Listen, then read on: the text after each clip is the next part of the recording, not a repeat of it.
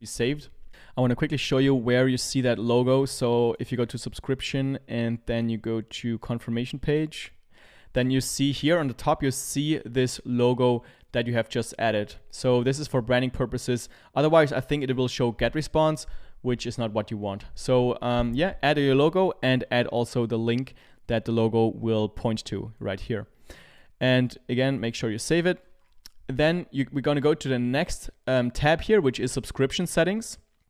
And here on the first step, I would turn this off, because if you have it turned on and you get like 10 new email subscribers every day, then you will get 10 emails every day telling you that you have a new subscriber, which I don't really like. So I have this turned off.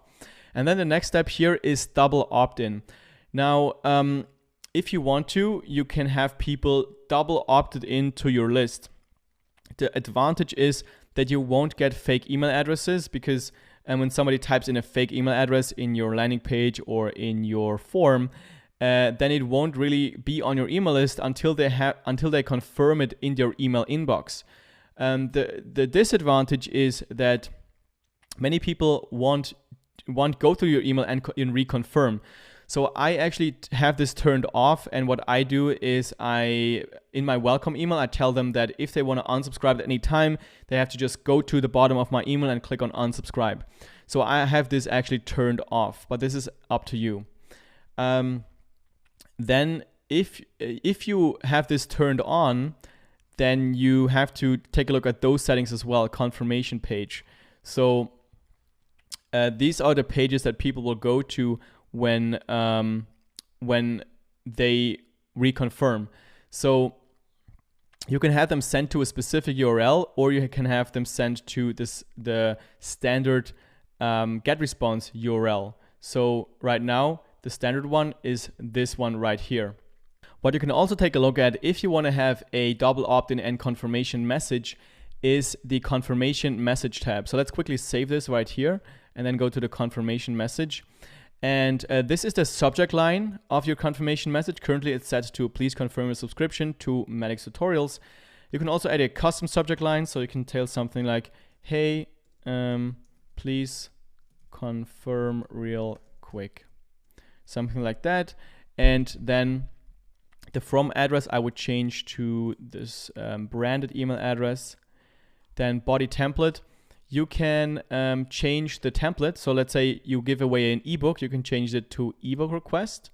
And then you see the confirmation message right here.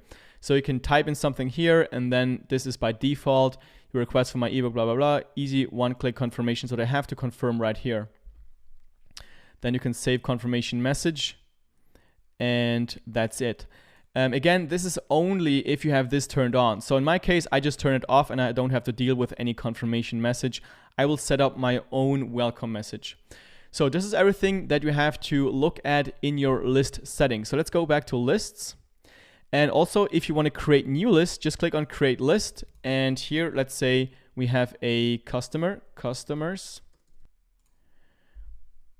Okay, so now we have a new list, and we can put people on either this list or this list.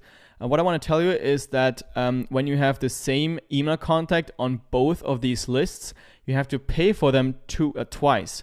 So if you have 1,000 people on this list and 1,000 people on this list, and they're actually identical, so they're the same email addresses, then officially you will have 2,000 email contacts, and you will have to pay for a plan that includes 2,000 contacts. So what I would recommend is to only have one person on one list. And the same way as we did before with this list, when you create a new one, always go into the list settings right here and change all the settings the way you want it to have. All right, now the next step that I want to show you is only for people that already have an email list and they want to import that specific email list to Getresponse. So if you don't already have a list or you don't have any email contacts, just skip ahead to the next part, just hover over the progress bar of this video and skip ahead to the next part, which is how to create a sign-up form. So for people who want to import a list, what you have to do is, first of all, go to lists on the top here, and then you will end up on this screen, and then just click on add contacts. Then we have to choose the list we want to put those people on. So let's choose the Maddox Tutorials list. And then you can either add people one by one, which is really a lot of work. So I would suggest you choose upload a file. And what you have to do is you have to export your email list as a CSV file from your other email marketing provider that you're currently using.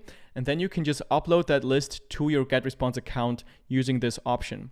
So I'm going to choose upload file option, and then I'm going to click on select a file from computer. I'm going to choose this example file right here. So this is your CSV file that you download from your other email marketing provider. And then you can decide on add and update existing, only add new, or only update existing. As I don't have any people in my Getresponse account, it doesn't really matter what I choose here. So let's just say only add new. Then you have to tick this. I have permission to add these people to my list, which means that they have voluntarily given you permission to put them on your email list, which is the case if they have opted in to your email list on your other provider. Then click next. And then it will open up kind of a couple of columns, which so Getresponse is trying to figure out what column will be assigned to what factor. So right here it recognizes that these are email addresses, so it automatically changes this to email. So these will be saved up as email addresses. And then also the country, for example, it also recognizes that these are countries, so it assigns them to a country. And if something is not recognized, then you can assign it here. So let's, for example, say that, for example, these are tags. So what I can do is just change this to. So let's say this is a comment that I also want to have assigned to each of these contacts, so you don't lose any information when you're importing your contacts to Getresponse. And then if everything looks fine, you can click on skip columns with marked question mark, which means that all of this data right here will be lost, because I don't have any data in there anyway, so I don't care. So I'm just going to click on import right here. Now it's importing your contacts, and this might take a while because people like the staff of Getresponse has to now look at these contacts and make sure they're actually legit, and you're not just importing random contacts that you're going to spam later on. So don't worry about this, just click OK, and then after like 2 hours come back to this and see if everything worked. Alright, so now that we have set up our email list, we want to have a way that people can use to actually sign up to our email list, to our email newsletter. So if you have a website, what you can do is just put a simple registration form on your website, or if you don't have a website or you don't want to use your website to gain new subscribers, you can also just build a landing page. I'm going to show you how to build a form first and how to put that form on your WordPress website. So if you go to the menu on the top left right here, you see forms and surveys. So we're going to click on this, and then we're going to click on create form right here. And what we're going to use for this tutorial is this list builder wizard, where they have a lot of templates that you can use already. So whatever fits your website or whatever makes sense for you, you want to go through all these templates and choose the one that makes the more sense for you.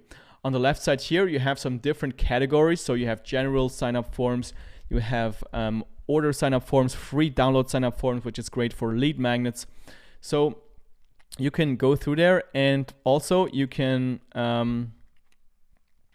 change these sizes. So you can change it from wide to wider to max. So for example, in a blog post, a wide form would make more sense, and for the footer, for example, a square form might make more sense, or for a sidebar, a square form might make more sense. So for this tutorial, let's choose a wider form. And for example, I'm going to choose this one right here. And then it opens up our form builder, where we can change everything of all the content in our form. So here, first of all, let's change the text. So I'm going to just highlight this, and I'm going to change it to, let's say I'm giving away a, one lead magnet that I'm giving away is a free YouTube optimization checklist. So I'm just going to say, get our free YouTube optimization checklist here. Then I'm going to change this image to the cover of the checklist. So I'm going to click on this right here, And then I'm gonna add file, upload from computer, choose this cover right here, add, and then I'm gonna click on use, and then it changes this image right here. So let's make it a bit smaller. You can also mess around with the size of this form, so you can drag it out, but then you have to just move this over as well. So just drag it over, and you can also drag around the button as well. If you want to have more things on your form, what you can do is go to the right side, look here, and then you can drag in whatever you want to put in your form. So you can drag in some more text right here. You can drag in, maybe you want to also ask for the last name, so you can drag in a last name field right here, but you would have to make this a bit bigger, and then you would have to kind of put it here as well. So you can really just, it's really drag and drop, and you can take some time to build the perfect form that fits your website.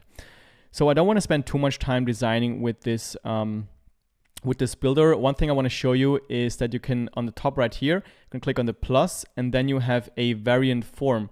So what you can do is maybe change up the text here on this form, on this example, and then it will just, sometimes it will show the variant A, and sometimes it will show the variant B, and then you will see exactly how many people opt in with the first option with this variant A, and how many opt in, how much percent opts in with the variant B. So you can see which one converts better, which is really powerful. You can always test out what works best for your website. So let's say we're happy with this form right now. What we can do is click on preview on the top right, and then we see how it looks like, how it will look like eventually. And then we can also go to the settings on the top here, and we can change the name. So let's say this is YouTube checklist. Choose the list that people will put on when they sign up through that sign up form. Then confirm opt-in. I have it turned off right here. Then you can also add it to a cycle of your autoresponder. So you can say maybe they start on day 3 of your autoresponder or on day 0. I don't have set up an autoresponder yet, so I'm going to turn this off. Then you can say that you want to have them stay on the page, which is what I recommend, because they maybe are reading your blog post and they don't want to get off your website when they sign up using your form. Then already subscribed URL. So what will happen if they are already subscribed? I would just leave it on stay on page. Then reCAPTCHA on the second step. I just have it turned off because it's really annoying. Choose tracking custom. This is really advanced. For contact data, not needed. So this is what I would do with the settings. Click save. And then we can go to the top here and click on publish. All right, so now we have this Java code, and we have to use this code to put on our website. So I'm going to show you how to put this form on your WordPress website. All right, so now I open one of my example websites that I use for tutorials. And to put this specific form on your website, all you got to do is you have to go to, for example, we want to put it in a blog post. So let's go to all posts right here, and then choose this hello world post. And then what I do is I go to the part where I want to insert this specific form. So let's say we want to insert it here. I'm going to type in something that I know where I want to put it in. So I'm just going to type in 999. Then I'm going to go to the top right, click on the 3 dots, and I'm going to change to code editor. Then I go back to my Getresponse account and copy this JavaScript code. Copy right here. Then I go back to my code editor of my blog post, and I look for whatever I've inserted as a placeholder for this form. So here I just highlight this part and I right click and paste. This will paste my JavaScript code in my blog post. And now when we go to update on the top right and click on preview in a new tab, then we should see this specific form on our website. So as you can see, the form that we have built now is in our website, and we can type in our email address right here. So let's say simon@madixmedia.com. Click on download now, and then people stay on the page. They can continue reading this blog post, And now when we go back to our Getresponse account, then we will, when we go